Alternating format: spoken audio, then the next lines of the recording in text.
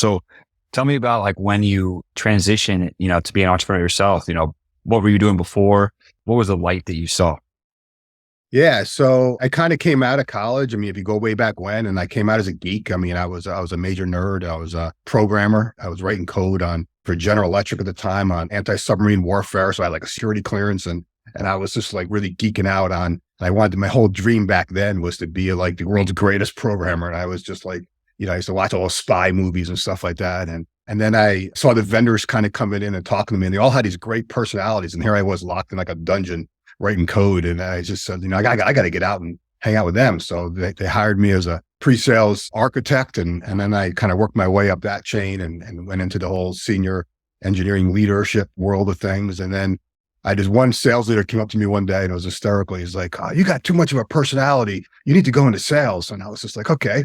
So I made the switch over to sales and rode that chain all the way up. And then I kind of got caught in that bureaucracy of corporate America. What pulled me into that exciting world was at the time I was working for Sun Microsystems and spent 13 years there. And what I loved about it was I had a very renegade mentality. And then, kind of bureaucracy crept in. So I got out and everybody thought I was crazy, but I started my first company, at the time where I was like, doing really well in corporate America. People thought I was nuts. And I'm like, I'm going to bet on me. And then I did what most entrepreneurs do is I got overzealous and I started a second company. And I was like, this is cool. This is what entrepreneurs do. And then that didn't pan out too well as a software company. I learned a lot of hard lessons when you create software companies, like your profits go back into the next rev of the software. And then I, kind of went to go work for one of my clients as a C-level executive. And then I got the itch again and came back out as an entrepreneur again. So it's, I've had a very interesting ride throughout my career, but it's been really extremely rewarding.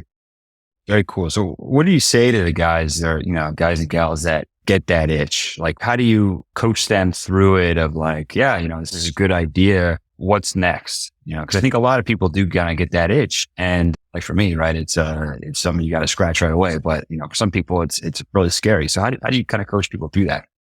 Well, the first thing I asked them is why? Why do you have that itch? What are you trying to accomplish? And because at the end of the day, as you know, Aaron, and you run multiple companies. I mean, as an entrepreneur, it looks glorious from the outside. It's not always, it has peaks and valleys, but the thing that keeps you navigating through all that is that passion, that something that's driving you inside, that you want to make a difference, that you can't sleep. You're dreaming about something. So if you have that thing burning inside you, and then the second question I ask them is, are you willing to bet on yourself? At the end of the day, like when the chips are on the table, are you willing to bet on you? And that's the first thing I said to my wife when I left corporate America is I said, hey, don't worry, babe. I'll never be flipping burgers at McDonald's. And not to say that that's nothing wrong with that. I'm just saying like to me, like I'm going to bet on me. So those are like the first two questions I start with any entrepreneur that has that itch. But I love those conversations because the people like yourself who have the idea, it's like, then it's like, okay, how do I make it come alive? And if you're driven by passion, you will find a way. Yeah, that's great. I love that. What do you think about the idea like golden handcuffs? I mean, you kind of work with both sides of the table, right? You work with, high level executives that are probably getting great W-2. And then you work with entrepreneurs who really, there are no W-2. You're kind of betting on yourself. Like that idea of golden handcuffs, you think is that true? Or how do you coach up your executives to kind of lead an entrepreneurial life within the company? I'm a big fan of golden handcuffs, and not for what you may think is a lot of times people approach a golden handcuff model approach is to save their people, to make sure that people never leave. And I always try to flip the script and say like, hey, what your best people really want is a voice, is they want their fingerprints on something. And the thing and you've heard me say this to yourself as well. I mean, is I always say that your best people will eventually leave, regardless of what type of company you got, entrepreneurial, corporate America, enterprise, small business, doesn't really matter, unless they know you're invested in them and their careers. So I look at golden handcuffs as giving people an opportunity to put their fingerprints on something that you're passionate about, giving them an opportunity to have a voice, a say in a direction. And if you can strike that I'm back to that emotional chord again, it's really not golden handcuffs. It's giving someone the opportunity to feel like they have a stake in the future. They're invested in the future. And to me, I want the people around me to have an investment in my future. And if they invest in me, I want to invest back in them. I mean, it's no different than corporate America when I wanted my salespeople to make more money than me. People thought I was crazy. I'm like, yeah, I want my salespeople to make, more money. If they're making money, I'm going to make money. Right. So it's that kind of mentality. That's great.